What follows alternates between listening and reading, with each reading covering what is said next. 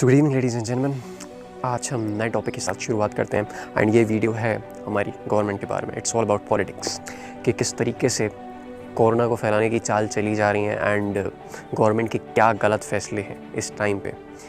आज हम सभी जानते हैं कि इंडिया में कोरोना 3rd स्टेज पे पहुंच गया है। डेली का रेट जो है बढ़ने का 3500 पहुंच चुका है, 35 to 3600 पहुंच चुका है एंड डेली लगभग 100 लोग मर रहे हैं। बट फिर भी हमारी गवर्नमेंट सीरियस नहीं है इस चीज़ को लेके एंड उन्होंने लॉकडाउन तो एक्सटेंड कर दिया, मतलब 3 मई से लेकर 17 मई तक एक्सटेंड कर दिया। उन्होंने वजह बताई भी कि इस चीज़ को हम रोकना चाहते हैं, बट किस प्रकार से रोकना चाहते हैं। आप तो शराब की दुकानें खुलवा के शराब बिकवा रहे हैं पूरे गली गली मोहल्ले मोहल्ले में।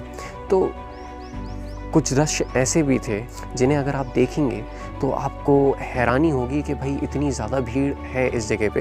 एंड हालांकि आपने वीडियोस तो देखे ही होंगे कुछ, जहाँ पे इस तरीके के दृश्य आपको दिखाई दिए होंगे, जहाँ पे हज़ारों लोगों की भीड़ उमड़ रही है शराब खरीदने के लिए।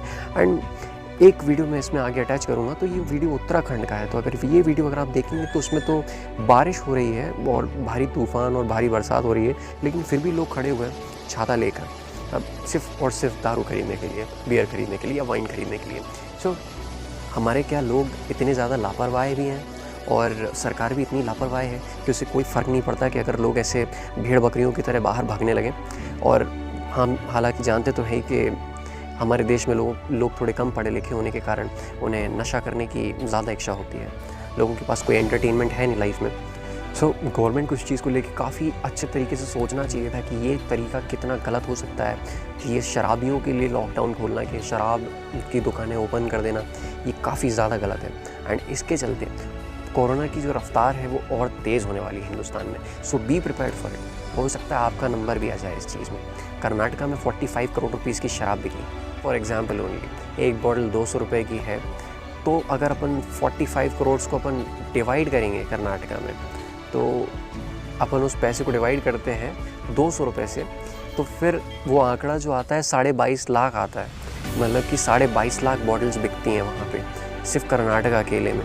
और अगर अपन इमेजिन करें कि एक इंसान ने 2 बॉटल्स ली हैं, तो करीबन 11.5-12 लाख लोग अपने घरों के बाहर गए हुए थे उस टाइम पे, जिस टाइम पे ये शराब की दुकानें खुली थी। लंबी लंबी लाइनों में, कतारों में लगे हुए थे सिर्फ शराब पाने के लिए। So what is this? क्या है ये? गवर्नमेंट हमें क्या समझ रही है?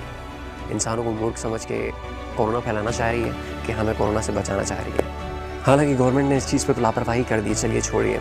अब शराब की दुकानें तो खुली रहेंगी। ऑल ओवर द इंडिया में इतना ज़्यादा सेल हुआ है, सरकार जो कर रही है हम उसी में खुश हैं एंड उसी चीज़ को हम अच्छा मान के अपना सपोर्ट करते हैं, फेसबुक पे शेयर्स करते हैं। But this is totally wrong. आपको क्रिटिसाइज़ करना चाहिए अपनी गवर्नमेंट को ऐसे एक्शंस के लिए, क्योंकि उन शराबियों के कारण आप भी खतरे में हैं। एक जगह तो ऐसी फ़ोटोज़ देखी गई हैं कि जहाँ पे एकदम भीड़ उमड़ के खड़ी हुई है, बहुत सारी भीड़ खड़ी हुई है। और हमारे यहाँ उस चीज़ को धर्म के रूप में या फिर धर्म के नाम पे हिंसा फैलाने के लिए हम कुछ भी कर सकते हैं, किसी भी राह तक जा सकते हैं। हमारे देश में मीडिया वगैरह वो तो अच्छा है हालांकि कि इस बार उन्होंने किया नहीं तो वो अगर इस चीज़ को भी मुसलमानों का नाम दे देते तो देश में पता नहीं कितनी जगह पे लोग क्या क्या शेयर कर रहे होते एंड क्या क्या बोल रहे होते एंड लोग एक दूसरे को गाली बकने लगते बिना वजह। लोग कोरोना से कम आपस में ज़्यादा लड़ने कि मैं मुस्लिम से सामान नहीं लूँगा, मैं हिंदू से नहीं लूँगा, ऐसा करूँगा, मैं वैसा करूँगा, मुस्लिम बुरे हैं, मैं मुस्लिमों का पैसे का बहिष्कार करूँगा, मुस्लिमों का सामान का बहिष्कार करूँगा। What is this? आप क्या करना चाह रहे हैं? सामान से आप उसको क्या बताना चाह रहे हैं? वो थोड़ी है भाई कोरोना फैलाने वाला। चाइना से आया था कोरोना, चाइना ने फैलाया corona. So you should keep in mind कि कोरोना जो फैला हुआ है वो चाइना से फैला है, ना कि मुसलमानों ने फैलाया है। क्या बोल रहे बे? अरे भैया रात को तो बोलते रहते हैं। जब नाम पूछा जा रहा है तुम्हारा, क्या नहीं बता रहे हो? छोड़ दिया, अपनी करेंगे। चलो अबे रानी झूठ क्यों बोलता है तू? हम कहा अपनी करेंगे। हैं? बस्ती में दिख नहीं जाना यहाँ पे तुम लोग। आज के बाद दिख नहीं जाना तुम लोग, नहीं तो मार मार के ठीक कर देंगे। और झूठ क्यों बोलते? राजकुमार नाम है तुम्हारा। सारे मुसलमानों के अपना नाम झूठ बोलते हो। चलिए अब आते हैं दूसरे मुद्दे पे। सरकार का कहना है कि हम गरीबों से पैसा लेंगे। सरकार कहती है कि हम गरीबों से पैसा लेंगे। बहुत सारे गरीब मजदूर लोग कुछ जगहों पे फंसे हुए हैं, तो उन्हें वापस अपने अपने घर छोड़ने के लिए सरकार कहती है कि हम उन्हें वापस उनके शहर तक तो छोड़ देंगे, लेकिन उस चीज़ का पैसा लेंगे। चलिए ठीक है। फिर उसके बाद क्या होता है कि सोनिया गांधी कहती हैं कि मैं इस चीज़ का पूरा खर्चा उठाऊंगी, मतलब हमारी पार्टी खर्चा उठाएगी इस चीज़ का कि जितने भी लोग ट्रैवल कर रहे हैं, जितने भी गरीब मजदूर ट्रैवल कर रहे हैं। तो ये बात सुन के गवर्नमेंट काफ़ी ज़्यादा हैरान हो जाती है कि ऐसा कैसे हो गया। सो इस चीज़ के लिए वो फिर बोलती है कि हमने तो पहले से ही इसका प्लान कर रखा था कि ताकि अच्छे लोग ही ट्रैवल कर पाएँ, मतलब ऐसे लोग ट्रैवल ना करें जो ज़रूरतमंद नहीं है। तो ऐसे लॉकडाउन के टाइम पे क्या हंसी खेल चल रहा है, क्या मजाक वगैरह चल रहा है कि भाई ट्रेन में मैं घूमने चला जाऊँगा, अभी जैसे लॉकडाउन खुल जाए तो आप लोग वगैरह कहीं शिमला विमला घूमने निकल जाएंगे। तो ऐसा तो बिल्कुल भी नहीं होगा। ये टोटली बकवास बात है, मुद्दों से लोगों को भटकाने की बात है कि ज़रूरतमंद लोग ही इस टाइम पर ट्रैवल करेंगे, इसलिए हमने फेयर्स रखे थे, स्पेशल फेयर्स रखे थे। सो ये टोटली गलत है। तो इन अफवाहों पे एंड इन चीज़ों पे आप बिलीव ना करें। फिर जैसे ही सोनिया गांधी ये चीज़ बोलती हैं कि मैं इनका फेयर का खर्चा वगैरह उठाऊंगी, तो गवर्नमेंट की तरफ से वहाँ से नोटिशन आता है कि हम इनका खर्चा उठाएंगे, मतलब 85% हम इनको सब्सिडाइज़ करेंगे इनकी फेयर्स वगैरह को। सो ये चीज़ गवर्नमेंट बोलती है, ये रहा स्क्रीनशॉट आपके सामने। बट ऐसे नहीं चलता ना। अभी अगर आप देखेंगे हाल फिलहाल में, तो ये मज़दूर हैं जो हमारे देश का हर एक सामान और हर एक बिल्डिंग बनाते हैं, हर एक कारखाना इन्हीं के द्वारा बनाया गया है। और हमारी गवर्नमेंट इन गरीबों के बारे में कुछ भी नहीं सोचती। वो सोचती है कि बस हमें तो सिर्फ अंबानी, अडानी एंड टाटा इन जैसे लोगों का सोचना है, जो कि ऑलरेडी वेल स्टेब्लिश्ड लोग हैं। बट काफ़ी गलत चीज़ है ये।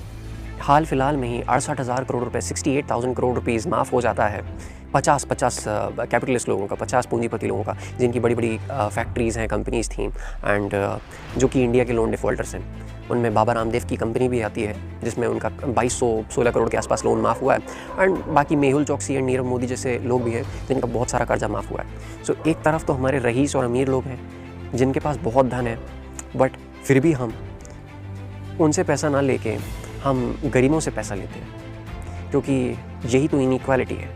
This is the only thing, क्योंकि हम इस चीज़ को समझते नहीं, आप इस चीज़ को समझते नहीं हैं। ये कारण है कि वो लोग गरीबों से पैसा वसूलते हैं, ना कि रईसों से, जबकि रईसों से पैसा वसूला जाना चाहिए क्योंकि दे कैन अफोर्ड। उनकी सारी संपत्ति जब्त होनी चाहिए।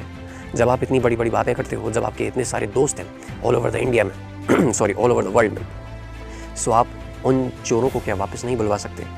बुलवा सकते हो डेफिनेटली, बट बुलवाया नहीं जाता है, ये प्रॉब्लम्स है। सो एक तरफ गरीब है और एक तरफ अमीर है। गरीब गरीब ही होता जाएगा, अमीर अमीर ही होता जाएगा। एक चीज़ तो बहुत बड़ी चीज़ है कि मतलब आपने तो ट्रेन का, चलिए मान लिया कि ट्रेन्स तो आपने दे दी लोगों को, ये ट्रेन्स में आप बैठने दे रहे हैं लोगों को, गरीबों को, एंड इधर से उधर ट्रैवल करने दे रहे हैं। बट एक चीज़ सामने आती है कि सामने वाले को मेडिकल सर्टिफिकेट चाहिए। अगर उसको ट्रैवल करना है ट्रेन में तो उसके पास मेडिकल सर्टिफिकेट होना चाहिए, एंड मेडिकल सर्टिफिकेट इस टाइम पे पाने के लिए एक लेबर के पास पैसे कहाँ से आएंगे? एंड एक लेबर की फैमिली में अगर 6 लोग हैं तो वो पैसे कहाँ से लाएगा 6 लोगों के लिए? एंड उन 6 लोगों के लिए एक मेडिकल सर्टिफिकेट अगर आप बनवाने चाहेंगे किसी भी डॉक्टर के दुकान में, तो आपको 100 रुपये से लेके 500 रुपये तक देने पड़ जाएंगे। कैसे इस गरीबी को हटाएंगे? ये सोचना ज़्यादा इम्पॉर्टेंट है।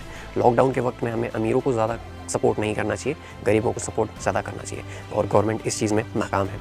एंड इस वीडियो को पूरा देखने के लिए धन्यवाद, एंड हम यहीं पे अपना वीडियो समाप्त करते हैं। Thank you so much for watching this video. जय हिंद, जय भारत।